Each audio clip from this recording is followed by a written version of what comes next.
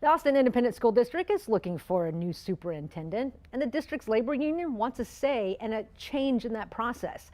Ken Zarifis, what is the president of Education Austin? He joins us now. We appreciate your time. Thanks for coming on KVUE News Midday. You're welcome. Thank you, Jenny. All right, a lot going on. So Education Austin has a meeting tonight with that search firm looking for a new superintendent. What are you planning to ask of that search firm?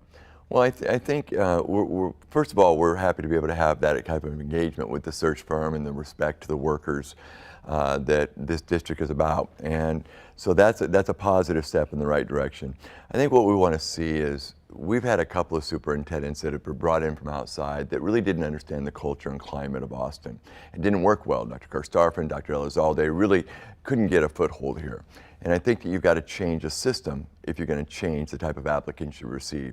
And we'd like to see a much more open process that will actually bring the three finalists to the public so that they can engage them and see how they do publicly. Let's be clear, when you say bring them to the public, publicly name the three final candidates, because right now only the lone finalist's name is announced to the public, correct? Exactly, and what happens is in the state of Texas, that's what the practice is. The district, the board selects the lone finalist and nobody knows anybody else that's in the system. It's a very secretive system. I would say a misleading, and you're establishing kind of a dishonest approach because you have someone coming from a district that isn't being forthright with their district, and you're beginning a tenure on someone who's been dishonest just a few days before. We'd like to see a change in that. I'm going to play devil's advocate, but won't the search firm say, hey, but that's how we get all the good candidates, right? They don't want to announce to their current districts, I'm looking for a new job. Have you been talking to them? Yeah, that's exactly what they're going to say and what they have been saying.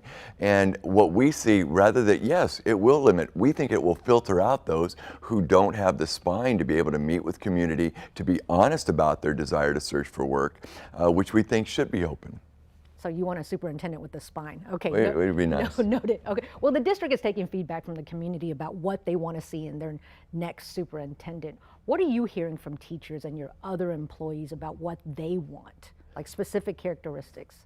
Well, one of the things we need to have is someone that's transparent, that behaves and communicates in an honest way, that will actually go out and meet with people, not in a production to meet people, not for a photo shoot, but in a way that they'll go out and just meet one-on-one with people, meet with communities in our schools, and just find out what's needed in this district. Sure. And finally, real quickly, we're running out of time.